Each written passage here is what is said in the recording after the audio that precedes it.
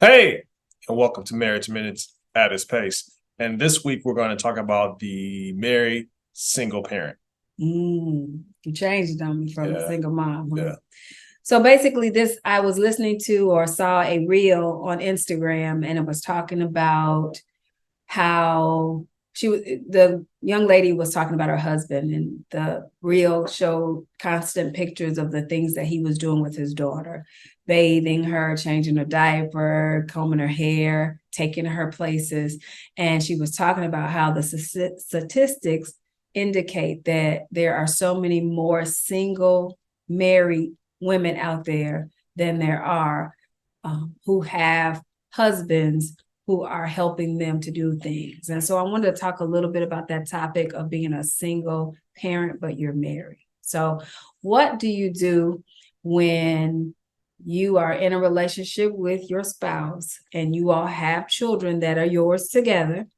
And you, as the mom, especially when they're very young, are the one that is responsible for doing everything for the child.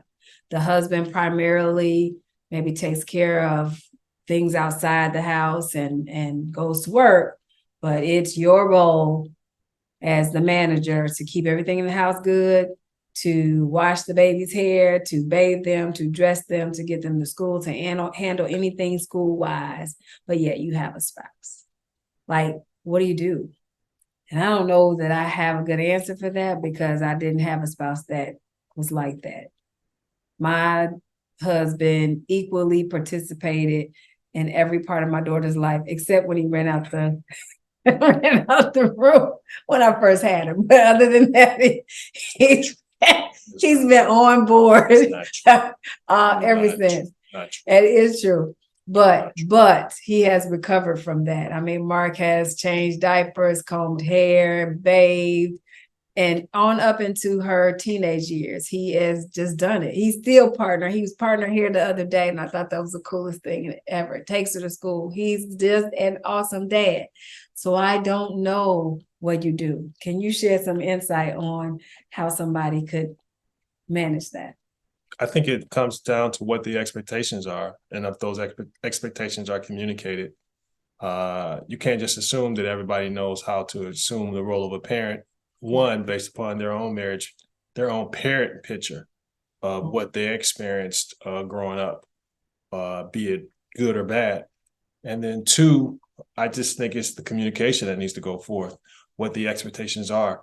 Too many times we like to define our households based upon either what we grew up in or what imagery is flashed upon a TV screen or whatever.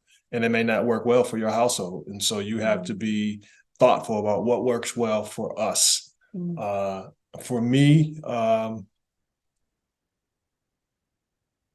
I don't know if my marriage, my parent picture was different, but I knew having a daughter that my wife told me I had to be 100% in.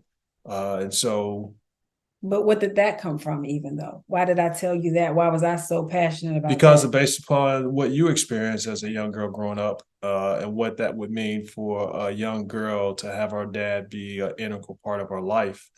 And then even for me to begin the healing process of connecting, whereas connecting was not important to me.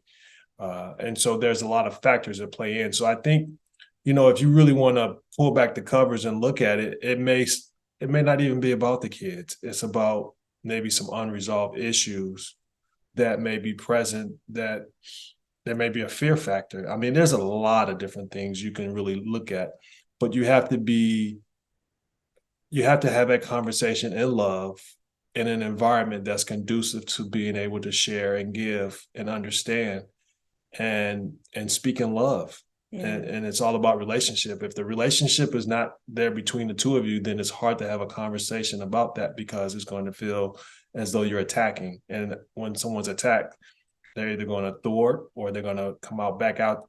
They're going to come back at you, and that's not going to be productive. And so it's important to understand the expectations, communicate the expectations, and then if there's some unresolved issues or outside of what the responsibilities that you're looking for, you have to deal with those.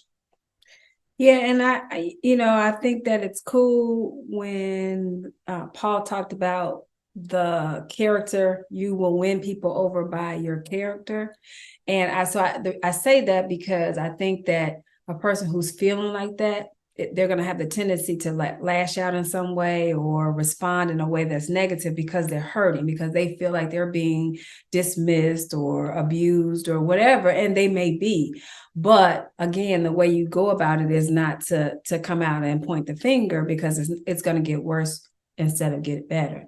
So first of all, you got to pray about it, but you also got to know that when you release certain things to God, it may take more time than you want it to take. But the Bible is true when it says that your character and your behavior will win over your husband that doesn't believe. And I don't know that that always means they have to be a sinner and a savior. I think it also comes down to them believing what is right and true. And we know that becoming one flesh is a partnership. And maybe it doesn't look the way it did when you were a kid, but you all have to define what you all are as a family. And so maybe it does look a little different. Maybe your dad didn't do this, but because this is how your marriage picture is going to be, maybe you have to do some of those things. But I think at the end of the day, it comes down to prayer. So communication this way, but then ultimately it comes to communication this way as well. I don't think that people just are the way they are without some reason, but I do feel like that's a bad place for people to be in if they feel alone and they feel tired. Oh, absolutely. And I mean, you should want, the Bible talks about us being servants, right?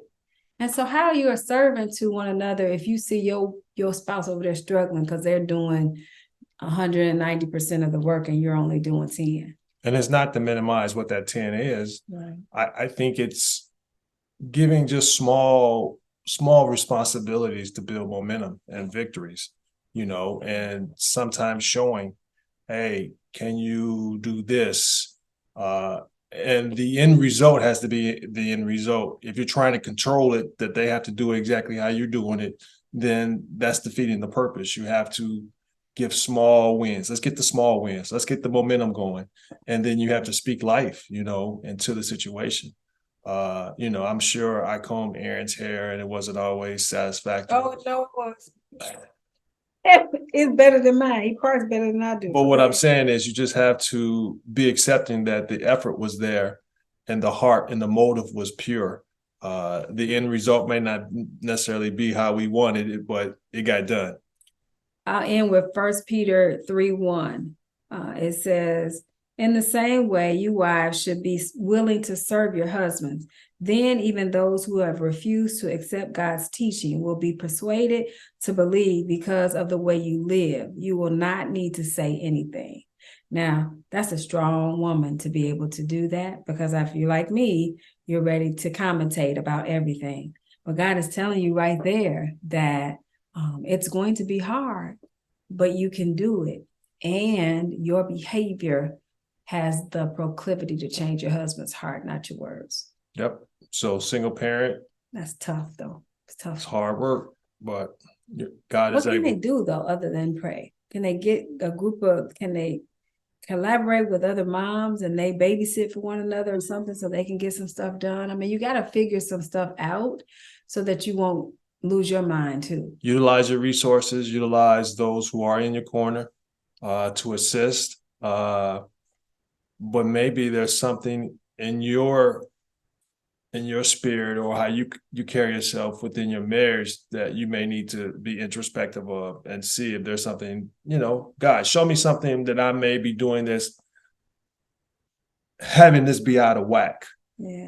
Because the pipes are gonna burst at some point. Yeah. Oh, absolutely. Yeah. And you don't want to get to that. So have God reveal to you, and take your hands off. Let God deal with that parent that's not fully engaged. Hey. That's all we got. Yep. That's tough. I don't feel like we're leaving you with a lot, but pray about it. He knows. Be well. Be blessed.